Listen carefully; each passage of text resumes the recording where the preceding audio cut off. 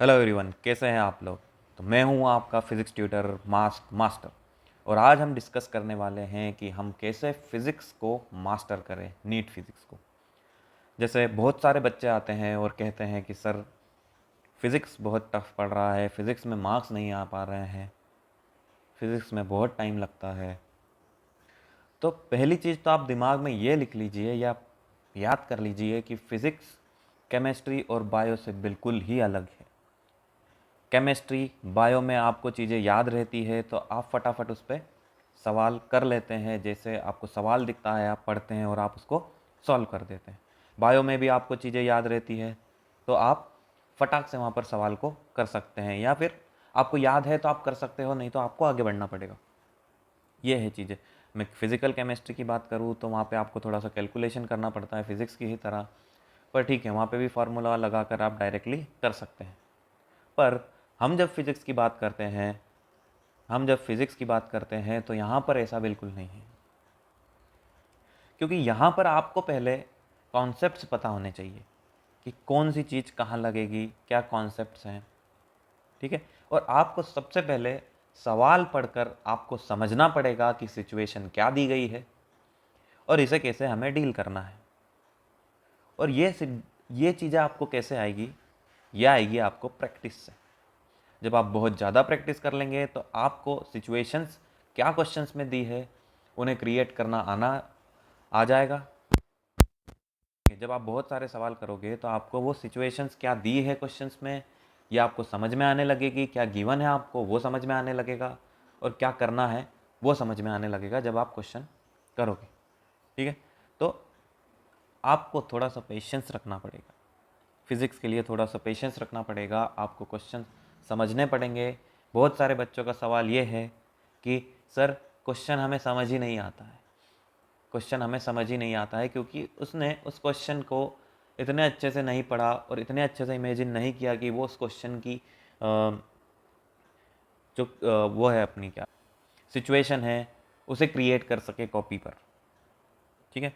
तो सबसे पहले आपको बेसिक कॉन्सेप्ट्स क्लियर होने चाहिए, और आपके जो नोट्स हैं या फिर आप जो भी बुक से पढ़ते हैं वो क्लियर होने चाहिए, पहली चीज़। और दूसरी चीज़ ये है, उन कॉन्सेप्ट्स के आपको फॉर्मूले याद होने चाहिए। ऐसा नहीं है कि फ़िज़िक्स में कुछ याद करने का नहीं है, बिल्कुल आपको फार्मूलाज और कॉन्सेप्ट्स याद रखने पड़ेंगे। बिना याद रखे आपको कुछ नहीं होगा। आप वहाँ पर जाकर डेरिवेशन तो करेंगे नहीं। नीट का एग्ज़ाम है, फ्रैक्शंस में आपको सेकेंड्स में आपको सवाल करने होते हैं। तो ठीक है, थोड़ा थोड़ा हम देखते हैं। तो सबसे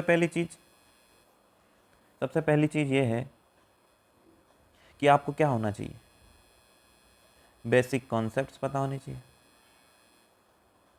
ठीक है। और उसके फॉर्मूलाज याद होने चाहिए, बेसिक कॉन्सेप्ट्स और उनके फार्मूला। ये चीज़ हमारी पहली चीज़ रहेगी। और अगर आप कोई कोचिंग इंस्टीट्यूट जाते हैं या आप बुक लगाते हैं तो इन बेसिक कॉन्सेप्ट्स पर question on this basic concepts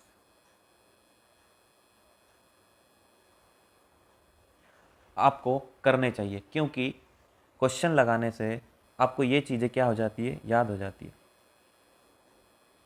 learn हो जाती है। जो फार्मूलाज हैं, आप अगर किसी इंस्टीट्यूट में पढ़ रहे हैं तो आप देखेंगे कि आपकी जो पहली एक्सरसाइज होती है वो बिल्कुल ही आसान होती है, फार्मूला बेस्ड होती है, ताकि आपको ऑलमोस्ट सारे फार्मूलाज याद हो जाए और छोटे छोटे कॉन्सेप्ट आप लगाना सीख जाए। इसीलिए हम कोचिंग्स में क्या करते हैं कि लेवल वाइज आपको एक्सरसाइज देते हैं। अगर हम शुरू में ही टफ दे देंगे तो आप नहीं लगा पाओगे। अगर हम ऐसे क्वेश्चन दे देंगे जिसमें एक ही क्वेश्चन में बहुत सारे कॉन्सेप्ट यूज़ हो रहे हैं तो आप नहीं कर पाओगे। इसीलिए आपको छोटे छोटे कॉन्सेप्ट पहले सिखाते हैं, फिर उसके बाद उनको कंबाइन कर कर कैसे लगाया जाता है ये सब कुछ सिखाते हैं। तो ये चीज़ें, ये तो नोट्स में ही आपको ये जो क्वेश्चन है, ये नोट्स के क्वेश्चन। और अगर आप कोई बुक लगा रहे हो तो एक्सरसाइज एग्जाम्पल्स रहते हैं। हर हर टॉपिक के बाद एग्जाम्पल्स दिए होते हैं, आपको उन्हें करना है, समझना है और कैसे वहाँ पे किया है। ठीक है। इतना करने के बाद अब आप क्या करेंगे, आप कोई भी बुक की एक्सरसाइज, बुक और कोई भी मॉड्यूल आपके पास होगा तो आप उसे आप उसे लगाएंगे।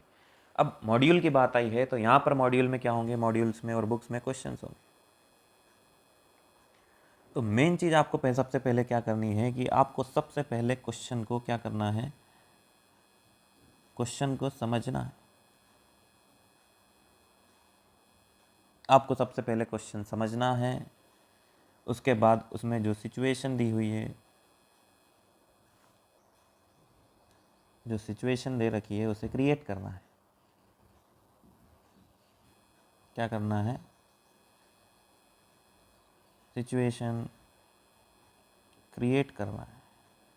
जैसे अगर आपको दे रखा है, मैं काइनेमेटिक्स का सवाल लेता हूँ, तो आपको दे रखा होगा कि कोई बॉल है, वो किसी क्लिफ से ऊपर से आपने थ्रो करी है, जिस क्लिफ की हाइट 240 मीटर है। तो इतनी चीज़ आपको समझ में आनी चाहिए कि कोई क्लिफ है, इसकी हाइट 240 मीटर है, और यहाँ से बॉल अब कैसे फेंकी है, बॉल तो फेंकी है पर कैसे फेंकी, ऐसे ऐसे या डाउनवर्ड।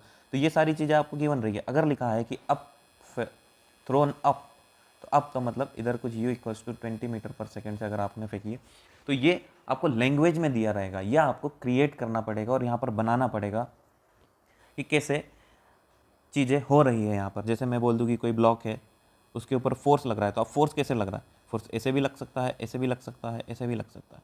तो ठीक है, तो आपको क्वेश्चन में दिया होगा कि कैसे फोर्स लग रहा है, कि किसी एंगल पर लग रहा है या अलॉन्ग दी हॉरिजॉन्टल लग रहा है, वर्टिकल लग रहा है, ये सब चीज़ें आपको दी हुई रहेगी। तो ये चीज़ें आपको बनानी पड़ेगी आपका दिमाग लगाकर, ठीक है। अब ये चीज़ें बनाने के बाद आपको क्या करना है कि देखना है कि क्वेश्चन में क्या गिवन है, क्वेश्चन में क्या गिवन है, ठीक है, क्या गिवन है, और फाइंड क्या करना है। गिवन है और फाइंड क्या करना है, ये दो चीज़ें आपको पता करनी पड़ेगी, ठीक है। ये दो चीज़ें पता करने के बाद अब आपको देखना है कि कौन सा कॉन्सेप्ट यहाँ पर कॉन्सेप्ट यूज़ हो रहा है, कौन सा कॉन्सेप्ट यहाँ पर यूज़ हो रहा है, ये आपको देखना पड़ेगा, ठीक है। देखिए, कई बार आप गलत कॉन्सेप्ट लगा देते हो, कई बार आप गलत कॉन्सेप्ट लगा देते हो, तो आपका क्वेश्चन क्या हो जाता है, रॉन्ग हो जाता है, ठीक है। तो गलत हो गया है तो इसका मतलब ये नहीं कि आप उसे गलत ही रहने देंगे। आपको उसे क्या करना है, आपको उसको पहले उसकी एनालिसिस करना है, क्या मिस्टेक करा था उसे नोट डाउन करना है, ठीक है। और क्या सही कॉन्सेप्ट है, विच कॉन्सेप्ट इज करेक्ट। तो यहाँ पर आप सीखेंगे कि जब भी आपको नेक्स्ट टाइम ऐसा सेम सवाल मिलेगा तो आप याद रखेंगे कि यहाँ पर ये लगेगा, और धीरे धीरे अगर आप बहुत प्रैक्टिस करते हैं तो ये चीज़ें धीरे धीरे शॉर्ट हो जाएंगी, ठीक है। एनालिसिस करनी है, मिस्टेक नोट डाउन करनी है और उसे करेक्ट करना है। आप गलत उससे सवाल नहीं करेंगे, गलत कॉन्सेप्ट से सवाल नहीं करेंगे, ठीक है। और मेन चीज़, आप क्वेश्चन करने के टाइम डोंट सी आंसर। हमें आंसर नहीं देखना है जब तक हमारा सवाल सही नहीं हो जाता, जब तक हमारा आंसर सही नहीं आ जाता, ठीक है। आप कोई भी सवाल करते होंगे तो एक जैसे हमें आंसर्स नहीं देखने हैं, हम ऐसा करेंगे कि एक्सरसाइज 1 है, तो वहाँ पर क्या है, पहला क्वेश्चन है, पहले का ए, दूसरे का बी, एक साइड में आप इसे लिख सकते हैं, मैं ऐसे ही करता था 4। तो आखिरी में जब आप इसे कंपेयर करेंगे तो आपको इसको ऐसे राइट और जो रॉन्ग हुआ उसको करना है, ठीक है। उसके बाद आपको इस क्वेश्चन की एनालिसिस करना है कि ये क्वेश्चन गलत क्यों हुआ। इस तरीके से आप करेंगे तभी आपको प्रॉफिट होगा, आपको फ़ायदा मिलेगा इन चीज़ों का, ठीक है। तो इस तरीके से आप करेंगे, आप हर क्वेश्चन का बार बार सवाल नहीं देखेंगे, जवाब नहीं देखेंगे कि इसका ए है बी है, क्योंकि उसको देखने के चक्कर में आप आगे पीछे के 1-2 सवाल भी देख लेते हो और आप फिर किसी भी तरीके से वो आंसर निकाल लोगे। इतने टैलेंटेड तो आप हो, कैसे भी करके आप वो आंसर निकाल लेंगे, ठीक है। तो इस तरीके से कुछ करना है। अब देखो, एग्ज़ाम में क्या होता है, जब आप घर अब एक सवाल ऐसा रहता है कि सर घर पे करते हैं तो सारे सवाल हो जाते हैं, एग्ज़ाम में जाकर सवाल नहीं होते। तो घर पर क्या होता है कि आपको पता होता है कि आप कौन से चैप्टर का क्वेश्चन कर रहे हैं, और आप वही कॉन्सेप्ट यूज़ करते हैं। जो कॉन्सेप्ट्स होते हैं used is from same chapter. अब आपको पता है कि आप अगर काइनेमेटिक्स कर रहे हो तो आपको पता है कि इसमें काइनेमेटिक्स से ही करना है, पर जब काइनेमेटिक्स और एनएलएम और वर्क पावर एनर्जी एक साथ आ जाएंगे तो आप कंफ्यूज हो जाओगे कि इसमें क्या लगाऊं मैं अब। तो ये चीज़ आपको एग्ज़ाम से सीखने मिलते हैं कि जब एक साथ बहुत सारे चैप्टर आए तो कौन से कॉन्सेप्ट कहाँ पर लगाने हैं। ये आप मॉड्यूल में नहीं सीख पाओगे, क्योंकि मॉड्यूल में चैप्टर वाइज क्वेश्चन आते हैं और आपको पता होता है कि मैं कौन से चैप्टर का क्वेश्चन लगा रहा हूँ और मुझे कौन से कॉन्सेप्ट यहाँ पर यूज़ करने हैं। पर एग्ज़ाम में एक साथ बहुत सारे चैप्टर्स के सवाल आते हैं तो आप कंफ्यूज हो जाते हो कि कौन सा कॉन्सेप्ट कहाँ पर लगाना है। ठीक है, तो इसलिए वहाँ पर आपको और थोड़ा सा प्रेशर होता है आपको।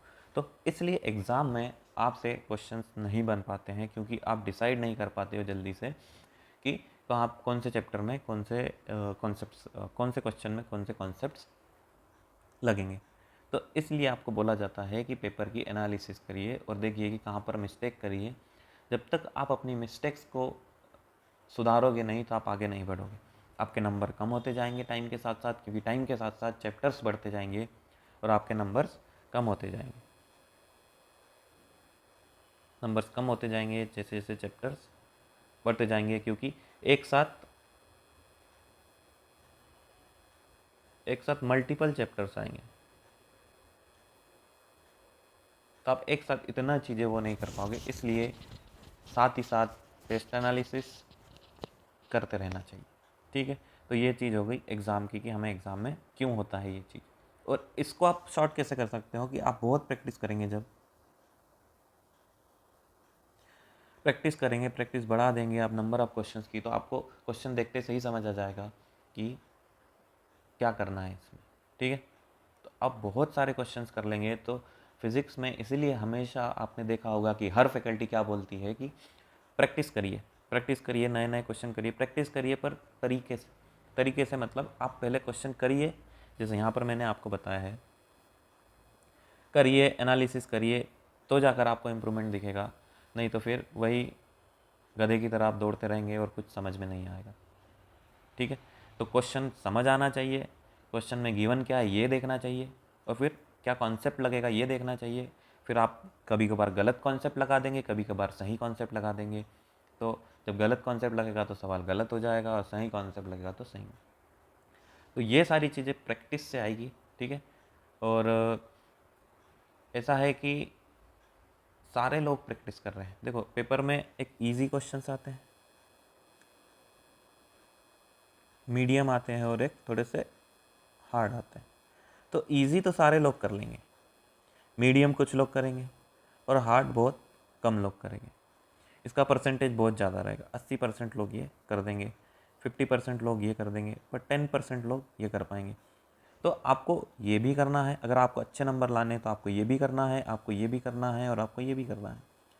तो आप इजी के पीछे भागेंगे तो आपके सिर्फ उतने ही, जैसे 20 क्वेश्चंस आते हैं इजी, ठीक है, 10 मीडियम आते हैं और 5 हार्ड आते हैं। तो आप अगर इजी के पीछे भागेंगे तो आपको इतने ही नंबर आएंगे। आप थोड़ा सा अपना क्वेश्चंस का लेवल बढ़ाइए। क्वेश्चंस आप पहले बेसिक क्वेश्चन करिए, सेकंड एक्सरसाइज करिए। जितने अच्छे सवाल करेंगे उतने आपके लिए बेनिफिट रहेगा, क्योंकि ये इजी सवाल तो आप ऐसे ही फिर हवा में उड़ा दोगे।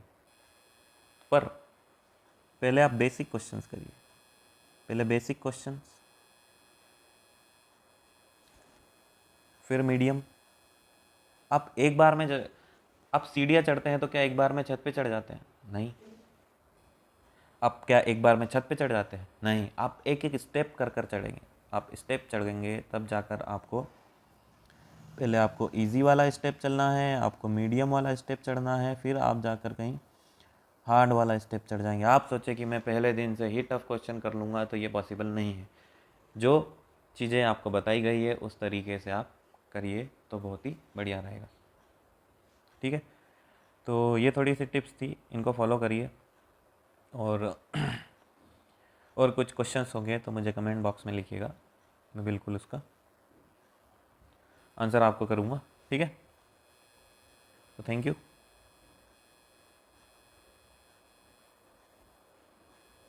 Okay, bye bye.